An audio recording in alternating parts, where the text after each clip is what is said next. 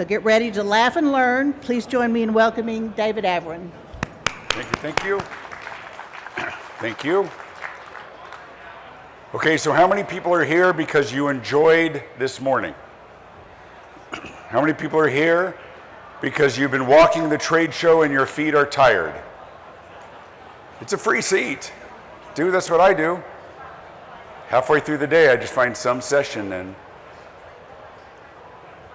so I appreciate you taking the time. This is sort of a deeper dive in what we talked about this morning. So the idea is that we're going to do an exercise together to give you tangible value to bring back to your organization. I want to make you think a little bit about just not only who your customer is or your best customer, but what changed in their world, what changed in terms of their expectations of you based on what they've come to appreciate from Amazon or any of the other ones as well. So I alluded to this in the other presentation. Everybody hear me okay? Yes? Okay, good. So the form they have in front of you is what we're going to do together. You don't need to read the first page because I'll tell you what's on there. But everybody is going to need something to write with. If you do not have a pen, I don't know if we have any in the back or somewhere that we can hand out or ask a friend, or if you have a photographic memory. All right. So as we talked before about how the world has changed, how we engage with companies, what we've come to expect, as I was signing some books in the other room, and a big thanks once again to Great American for purchasing all of those, a lot of people came up and the one thing that they said really stuck with them was, if your customers, your clients, have to call you to find out the status of your order, then you're already behind the game because they already have some measure of frustration, right? Or wondering, and then we fill our minds with, something must be wrong or they're taking me for granted and all those. Well, so there's mechanisms to reach out and to communicate. But all of that is sort of contingent on understanding, is that important to our customers? So what I want to do is I want to go through an exercise to talk about, help you identify who your perfect customer is, and then not just what they're likely to buy, but who they are, what they've experienced, who they answer to, the pressures that they're under. We know if there's an electrical contractor and we know that the builder is waiting and has them timed specifically because something else can happen until that happens, and that's the person we're selling. We're not necessarily just selling our competency within the electrical world, but understanding the pressures they're under so we can deliver it in a way that gives them confidence. And in many ways, this is about being preferable, being hireable. It'll make more sense as we go through it. So I mentioned the idea of the golden rule versus the platinum rule, right? The golden rule, treat people the way you want to be treated. And the platinum rule, of course, is treat them the way they want to be treated. And to do that, we have to understand them on a deeper level. So I want you to think about, if you had to choose only one customer that is your most important customer. They may not necessarily represent the lion's share of your revenue, but that is the perfect customer or client for your product or service. Like if I had 20 of these, my life would be great.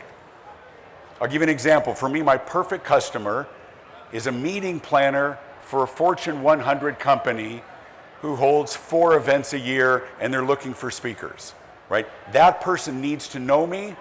They need to love me for me to even be in the competition.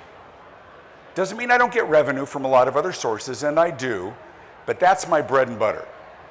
That's my perfect client. Okay? So take the form that you have, and I'm going to ask you also, don't skip ahead. There's no secrets, but it'll make more sense when I explain each thing. You'll look down the list and you'll say, oh, that makes sense, and you just fill it out. Wait till I tell you each one, because there's a little bit of a nuance for each of the questions. And I promise you're going to walk out with something very valuable. And in addition, I will send you a blank version of this as a fillable PDF. Because you'll see in a minute why these are great questions to ask your staff, to ask your team. If I was going to take everybody on your senior team, put them in different rooms and ask them, what is your perfect client, your perfect customer? Would you all agree? Does everybody know who we're serving? Not just who buys from us, but who has to love us for us to be successful. So if you think about that perfect customer, it might be somebody you're working with right now, it might be aspirational. And I don't want to create a type of person. I want you to create an actual person, an avatar, somebody you would have lunch with, somebody you would have a conversation with. And those people have stories, and they have families, and they have history, and they have preferences, and they have fears. That's the person we're going to create together, and I promise you, this is not touchy-feely. It'll make sense. Okay, if you think about the perfect customer, and it can be for a specific division of your company, you choose. This is for you. How old is that person probably? How old is that person likely to be? Write that down. Because I told you for me, my perfect is probably a 45-year-old woman. Because that's probably 80% within a certain range of what I tend to deal with. Sometimes they're older, sometimes they're younger. Okay? Gender. It doesn't mean this is everybody, but you got to pick one. Likely to be a male or a female, this perfect person who needs to know who you are, understand deeply. Not only would they buy from you, they might buy from you again and again. Okay? What is their job or position? If you're B2C, what do they do for a living? If you're B2B, what is their job title that makes them perfect for you? This is who you sell to. Make sense? Okay, one more caveat before we go forward. I want you to like this person. I want you to really like him. Like, this is somebody that you would be friends if you aren't already. Aren't our best customers and clients people that we like? They're easy to work with, right? There's some people that are frustrating, they're a pain, and we just swallow our pride and deal with it because it's good revenue. That's not a perfect customer. That's one you put up with because you really want the revenue. This is a perfect customer. I want you to like this person, all right? What is their education level? We're not making judgment call, giving real attributes to a real person that ultimately we need to impress, we need to be in contact with, and we need to persuade, okay? If you're dealing with a C-suite, it might be somebody with a master's, it might be somebody who grew up in the trades, no judgment. What's it likely to be for you? Okay? Under work experience, I want you to create a little bit of a backstory. How did this person get into this job? I talked to several people who are part of multi-generational family businesses. Maybe they work in a family business, they're ultimately taking over. Right? We talked this morning about making your mark. What do you need to change? Very difficult in multi-generational businesses because we know the changes we need to make to stay current, but we need to honor mom or dad who have their way of doing things. And they built a successful business that we can't screw it up. None of it's easy. But it's all important and it's all worth it because we have a lot of people who depend on us for livelihood. So tell me a little backstory, make it up, how they got to where they are. Maybe they're recently hired from another company and took over. Why would that make them a perfect customer? We love people who just got hired, don't we? Because they're not bound by previous relationships. There's our in. Sometimes there's somebody who's been a vendor for a particular contractor or somebody else for many, many years, and they're locked in with that person. It's hard to even get an opportunity because they got somebody that they like, somebody that they're working with. Somebody who's new on the job oftentimes is open to new business relationships. It's up to you. Marital status, why do I put that? Just makes them real. Married, divorced, kids, grandkids. And then next to that, before you do the last one, give me an interesting random fact that makes them interesting. Maybe they coach their kids' team. Maybe they're taking care of a special needs child. Maybe they had Olympic aspirations and they got hurt. Everybody's got some quirky, cool story behind the scenes that you would never know. And it sounds trite to say that the person on the other end of that transaction is a real person, but they are a real person. I'll give you an example of something you probably don't know about me. So my son, we're new empty nesters, 5 kids, but my son is my youngest. He, a year ago, he says to me, after doing high school, senior and half his junior year online because of COVID, no prom, no football, no basketball games, no school plays, no graduation. It's horrible. He says, Dad, I don't think college is right for me. And I swallowed hard, and I said, what's your plan? He says, I want to be an entrepreneur. I want to get my real estate license. I want to go move to Florida.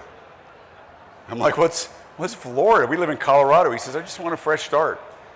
And I said, all right. It was just really brave, and I supported him. I flew him down, spent a couple of days with him, and got him furniture and everything else and got him all set. And the night before I left, I'd written him a letter that I kind of hid in the kitchen, being sappy dad. I've only told this once before. And the night before I said to him, his name is Spencer, I said, Spencer, 18 years ago I brought you home. And after 2 girls, I had my little boy, and you were just yummy. I said, I chewed on your toes, and I smelled your hair, and I slept with you all night, and I couldn't stop kissing you, and I couldn't stop holding you, and you were just the squishiest, loviest little guy I had ever seen in my life. And tonight, on the last night, as you're leaving, I'm going to do it again. And he said, Dad, that's gross. I said, dude, I'm not asking. And he said, all right, I'm going to put a pillow between us. And so I did. I mean, I'd slept with him a million times before. He's my buddy, but he's also 6'3", 215, so he's a big guy. And of course, halfway through the night, the pillow's gone. He's half on top of me. And the next morning, I had all these things prepared that I was going to say, being the dad. I couldn't get, like ugly crying. And I just held him. And he knew, and he gave me a hug. I told him I'll call him later. My brother was there, and he drove me to the airport. And I'm a mess. And he says, he's going to be fine. I said, I know he's going to be fine. I know he's going to be fine. I'm just going to miss him. Do you know something different about me? Something you wouldn't expect. Maybe the tattoos are something you wouldn't expect. Everybody in this room has 100 stories like that. Every one of you does. See that person. That's the person we're selling to. That's the person that we're saying, how many ways can I make your life better? Everybody talks about the importance of relationships. We all do. Everybody has them. What really forges them? We talked about customer centricity. It's looking across.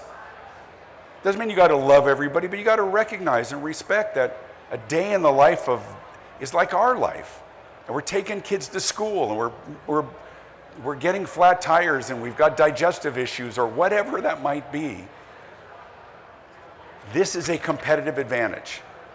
When you truly see that person, that's how you make a connection that lasts. That's how you retain customers and clients.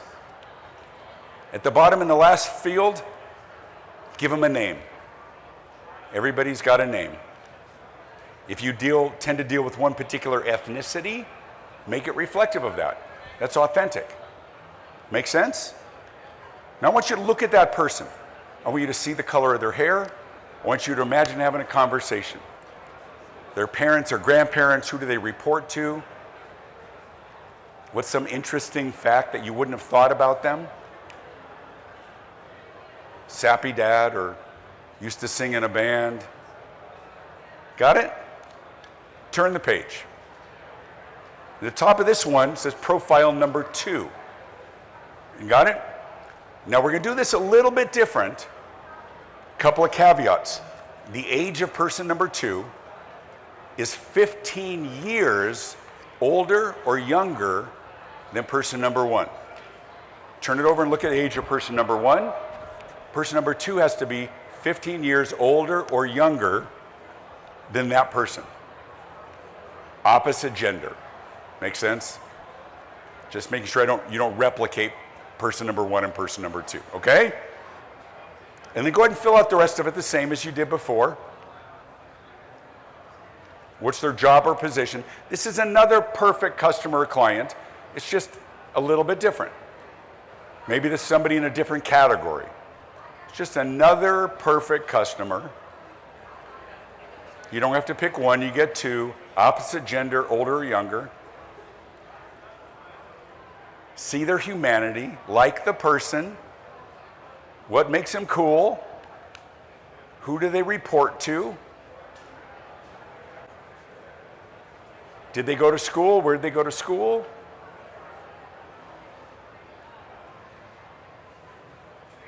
Random fact. Say again? Gender is opposite, yes. Opposite gender. Random fact. They judge barbecue sauce competitions. They call square dancing.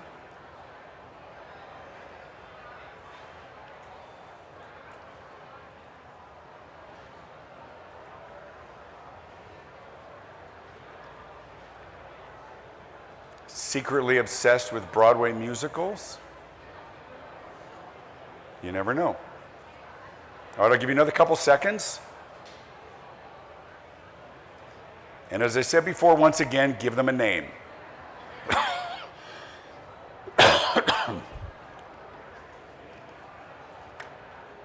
See that person. Imagine having a conversation.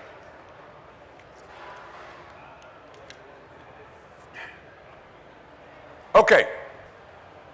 Turn the page. Now let's do some work. Now for the rest of the time that we have, let's just do person number 1. We may not even go the full hour. Just person number 1. So at the top of the page, I'll say, Part 2, Profile 1. Everybody got it? Sorry, my voice is giving out a little bit here. So I got 5 questions about person number 1, and each of those 5 questions is going to have 5 answers. So once again, don't skip ahead. I'll explain as we go. So what I want to ask you about person number 1 are 5 questions, and I want you to write down what you think that person would say to answer the question. Does that make sense? If my perfect client is Chuck, Chuck's 58-year-old home builder, whatever that might be, right? How do I think Chuck will answer these questions? See if you can come up with 5. Don't skip ahead. All right? So for your perfect customer, what are 5 things they dislike about your industry? Not about you in particular, though it might be. What do you think they would say? Oh, you know what? I don't like it when they do blank. So tired of them thinking they can do blank and that we won't care. Maybe it's something you've heard them say about your competitors. Maybe it's the reason why they came to you after leaving a competitor. Yeah. Say again? Yes. An example of what they might dislike about a home builder? No, that's what a home builder may not like. But if you're perfect, say your perfect customer is a, excuse me, is a home buyer. Maybe there's a frustration that, what would I say? I think there's a frustration that I have to go through the trap and I can't jump the fence on the model homes, or that I can't do a virtual tour online. You got to talk louder, I'm sorry. You're custom home builders, okay. Well, here's the thing is, you know, if you're a custom home builder, what do you think your customers are frustrated by? You asked me the question, ma'am. So I was telling you that if you're a custom home builder, what do you think your customers are frustrated by other custom home builders? Right? Delays, lack of specificity, upcharges for things that they don't think should be upcharged for. I'm assuming you know your industries. What do you think they would say? Or here's another way to put, here's a great way to put this one. I had a really good one. Oh, how about this? Our industry is notorious for blank. Right? If you were a used car salesman, it's easy to fill in that blank. Right? Our industry is notorious for shady operations. What's it going to take to get you in that car? What's the payment? What do you want it to be? You know, it's like, kill me. What do you think your industry is notorious for? Okay, got it? Next question. What are 5 things that they would love if you would do it? Don't tell me what they love about you. Tell me what they wish you would do. I'll be your customer. I'd love it if they would do blank. I would love it if I could do blank.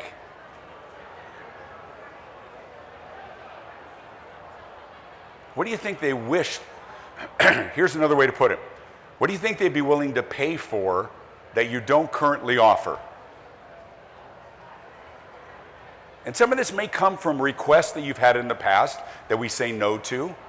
What can you do? I mean, for somebody who is not a custom home builder and somebody wants custom features, they come back all the time and say, we're not a custom builder. Well, but can I get a pot filler added to the stove? No, we don't do that. What do they wish you would do? And I will tell you, while you do this, this question has elicited more profitable ideas than any question I've asked in over 20 years of doing the work that I do. Companies bring me in to work with their teams, and I'll do a half day or a full day or even more. And sometimes I'll bring them. So I'm working with this, working with a company in Southern California. You would know the name, so I can't say it. But there were about 250 people, single company, in round tables. And I asked this question: what do you think your customers wish you would do or offer or provide or sell? And in 7 minutes, we crowdsourced 1,200 ideas just among their own people. I said, just come up with 5 ideas. And probably 2/3 of those were just duplicates of what other people had said, because there were some common themes. But we pulled out the flip chart, and we came up with 40 game-changing ideas for their industry from their own people of what they thought their customers wanted that we didn't currently provide. 40 ideas. And we narrowed it down to 10 that they would implement in the first year. And we created teams that would cost it and figure out how we would offer it, or do we subcontract, or we bring in that capability. And 3 of those things you know very well, but I can't say them. But it came from their own ideas. This sort of goes back to what I said before about how do we compete against ourselves? How would you win in a competition with your own, right? Ask your people. Because especially if you are separated from your front line by any layers, everything that we say no to, and remember sometimes we have to say no, is something that somebody wanted, but we don't know if there's sufficient volume to justify it. So as I've done this exercise, I've asked sometimes, and then if we've got a full day, we got time to share, and people would say, I think they would love it if we would offer blank. And somebody else say, oh God, yeah. Oh yeah, I hear that all the time. And leadership is like, what? Oh yeah, I mean, everybody's like, we get that request all the time, but do you have a mechanism in place to document the requests you get that you can't fulfill, the questions that we say no to, and then pass those up? I gave you the example in the other session, sitting at this restaurant in Chicago O'Hare, and people just kept asking if they had a table next to an electrical outlet. I watched probably $900 worth of business leave in 90 minutes. Do you have a table next to an electrical outlet? Sorry, we don't have anything. Shoot. And they leave over and over and over and over again. And here's the question. Was she passing that on to her manager? No, she wasn't. But here's the point. She was great. It would be really easy just to blame her. She didn't care, but she did. She just had the mistaken idea her job was to seat people, as opposed to her job being to help build the business. Put a structure in place. Everything that your people get requested that we don't do, that we have to say no to, or sorry we can't, write it down. You may be surprised to learn there's enough demand that people go, I don't know, maybe we could do that. One of the things we saw in COVID was people being flexible in looking for alternative revenue sources if part of their business got shut down. Make sense? Next question. Excuse me. 5 things this perfect prospect needs in order to choose you. What do they need in order to choose you? Do they need clear and available pricing? Do they need responsiveness? Do they need documentation that they meet some regulatory requirement that makes them eligible to do business with you? Whether it's a certain government contract or some sort of lead certification, right? What do they need? And of course the question is, are we proactively providing it? Your perfect customer, once again, what do you think they would say they need in order to choose you? They may need a reason to leave their current vendor. And your qualifications are rarely sufficient enough to get them to change. We talk a lot about the challenges of customer acquisition, right? Everybody's challenge. I don't think it's your challenge. I don't think it's acquisition, because most people are working with somebody. Now, a first-time home buyer might be different, but especially in the B2B space, everybody's working with somebody. Your job isn't customer acquisition. Your challenge is customer conversion. You literally have to convince somebody to stop working with their current or long-standing vendors and give you a try. That's hard. It's hard. And your competence and your caring and your quality is not enough to get them to fire their current vendor, who too often has done nothing wrong. It's a different way of thinking. We always think in sales, features and benefits. Here's what we're really good at. Here's the R value. Here's how much more effective we are. You know, our biggest challenge is prospects who are fine. No, I'm good. No, but look, ours can do this. Yeah, I'm working with somebody. Yeah, but ours is a new upgraded X5000. Nah, we're good. This is hard, friends. You know that. If we can proactively make sure they get what they need before they have to ask for it. Which brings us to the next one. What are the things that they fear? And it's a real question. They fear that you're going to underperform. They fear that you've overstated your claims. And once again, I know everybody in the audience does something different, so if I say something that doesn't apply to your particular business, wait 2 minutes, something else will. We've got a variety here in the room. What might they be afraid of? Fear that they're going to be overcharged. Fear that you won't be here next year if something goes wrong.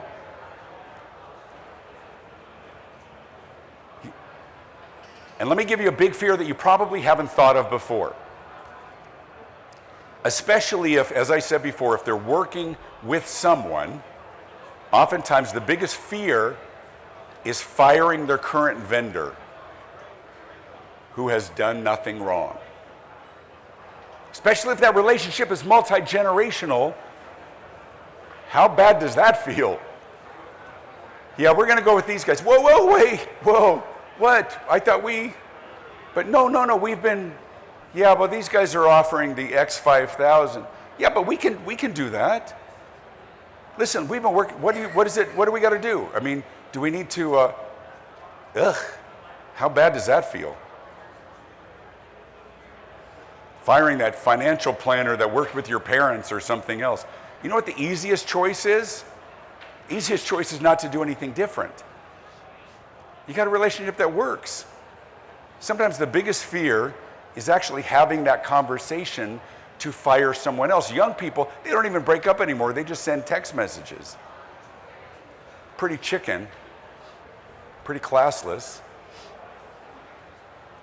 So think about the things that they're afraid of, and how can you mitigate those? The good news is oftentimes it's simple language that can help mitigate those risks. If there's an expectation or assumption that something might be a certain way, especially if there's sort of long-standing beliefs about an industry, there's good language around that. Listen, too many people still believe X or Y. Here's what we do differently. Or you paint the competition as antiquated. Listen, our industry, this way it's been done for 100 years. We've created a new way that achieves blank and blank. But that fear, if there's something that they don't know, they're looking to avoid making a bad decision. And then finally, what are the other choices that they have besides you? And I'll give you number one. Number one, as I said, the easiest choice is not to choose anything. Delay that capital expenditure. Put off that project. Stick with the current vendors that we have.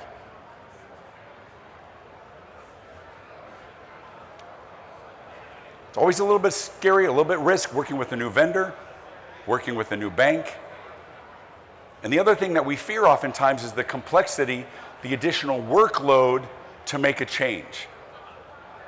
Nobody wants to change their bank or financial institution because that means they also got to go back and change all their auto pays, and right? Easiest choice, just do what we're already doing. Make sense? Look at this person again. Now you know more about them, don't you? You know about their job and their family. Maybe something makes them interesting or quirky. Well, now we know the things that they don't like and the things that we wish they would do.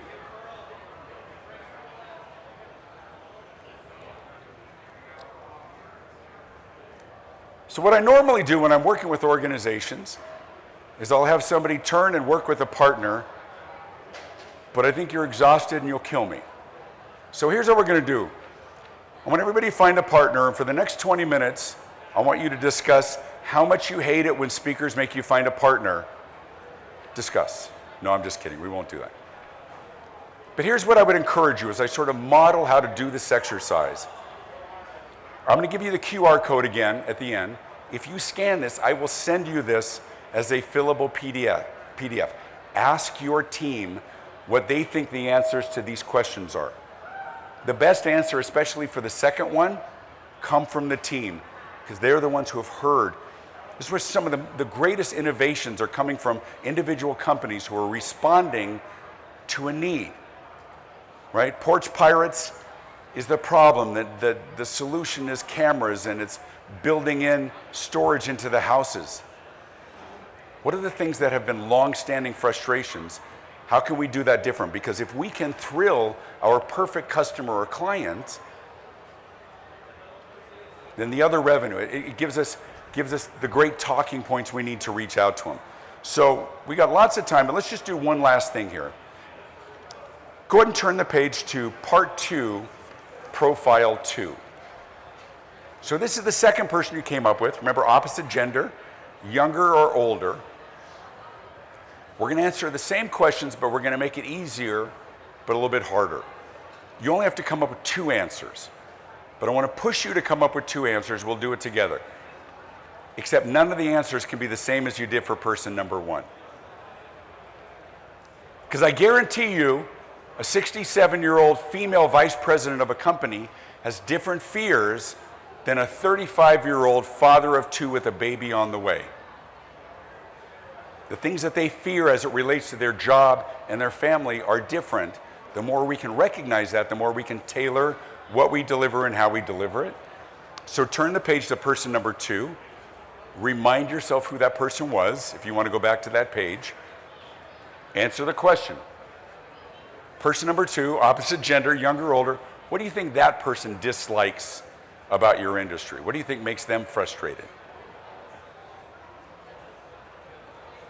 I'll give you a second. Maybe their dislikes have more to do with time. Maybe they have to do with persistence or pressure from salespeople. Maybe they're frustrated by stagnation within the industry. Maybe they're frustrated by inflexibility in payment systems. What do you think frustrates this person? Maybe they're frustrated by a good old boy network. Maybe they're frustrated that they're being underappreciated or dismissed personally.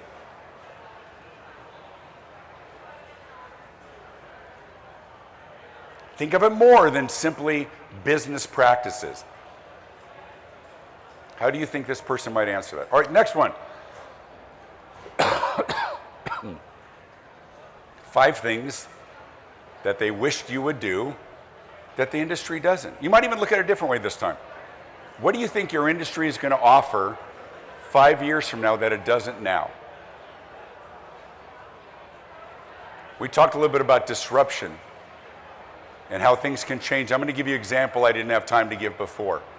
Can you imagine graduating medical school as an orthodontist today? $250,000 in debt, turn on the TV and see a commercial for Smile Direct Club. Invisalign was bad enough because regular dentists could do orthodontics. That was new, very controversial. Now Smile Direct Club, you don't need to see a dentist at all. Can you imagine if there was any industry that wouldn't be disrupted? Braces? You don't even need to see a dentist. They are petrified. Petrified. Not only that it's going to affect their livelihood, how are they going to pay that debt? How are they going to support their families? As consumers, once again, it's awesome. We get more choices. What do you think this industry is going to look like? What is customization going to look like? Is it going to be a checklist? Is there going to be 3D walkthroughs of models that aren't built? We're already seeing much with the Matterport cameras and everything else. My wife and I, we just sold our house this last summer, did the virtual walkthrough, it was awesome. COVID hit, I was going to do the walkthrough with a drone. We're doing exteriors. Is anybody doing that yet? Interiors with drones? Is that the coolest thing ever? Oh my God. What's it going to look like long term? What's it going to look like in 5 years? What do you need to be doing today to get ready for that? Or someone else puts you out of business. What do you think they wish you would do? And then maybe, with consideration with your team, maybe some of those things we can do, as opposed to responding to somebody else who's doing it. Once again, only 2 answers. What do they need in order to choose you? Do they need a financial incentive? Do they need documentation, whatever that might be?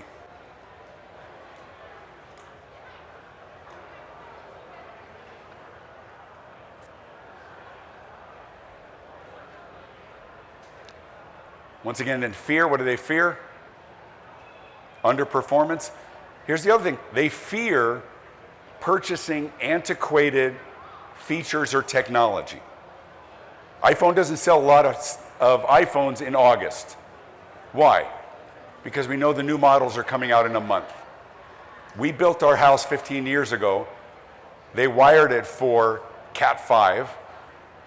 And they said, we future-proofed our home. We've got tech ports in every single room in the house. I haven't used them in 10 years because everything's Wi-Fi. People are reluctant to buy something that might be outdated in a year. What do we do with that? Do we create some kind of programs that allow for upgrading? I did work with a very high-end guitar manufacturer 2 weeks ago.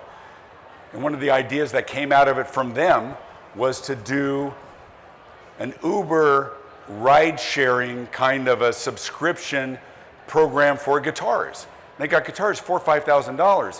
What if somebody paid a subscription and they got a new guitar every 6 months so they had something else to try? They didn't have to worry about something getting warped or something. Just different ways of, I asked somebody, if you were going to start over, like we said in the last session, if you were going to start over, what would you do differently? Manufacturing company said, somebody said, I wouldn't do a manufacturing company. I would do an outsourced model of project management to do blank and blank. Different ways of solving the problem. It's important to have these discussions with your team, but it's hard because we're going to leave the conference, we're going to put our head down, and we're going to get back to work. Put your head up every once in a while. Ask the questions. If this is our perfect customer, let's look at the list. Here's the things that they dislike. How many of those are we guilty of? Is there one or two? If you go back to person number one, is there one or two things that we do that they're frustrated, that with enough time and thought and effort, could we find a way to do it differently that's less frustrating? Eliminate points of friction. The things that they would love, I don't know, how many could we do? Incentivize great ideas among your team as well.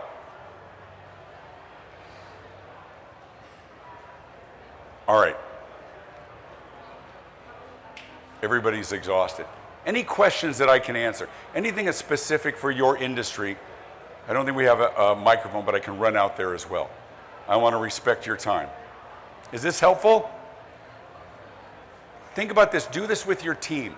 Who do you think is our perfect customer? And then kind of look at it and say, how are we doing? Are we doing the things that they dislike? Is there a way to stop or to make that less so? The things that they would love, are we considering? Are we at least open-minded?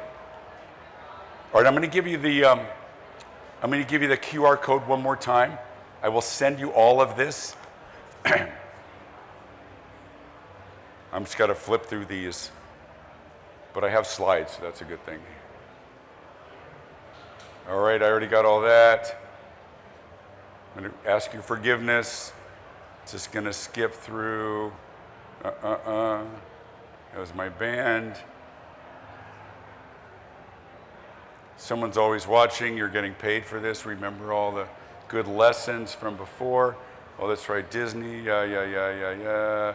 We're getting there. Oh, all right, we don't want that.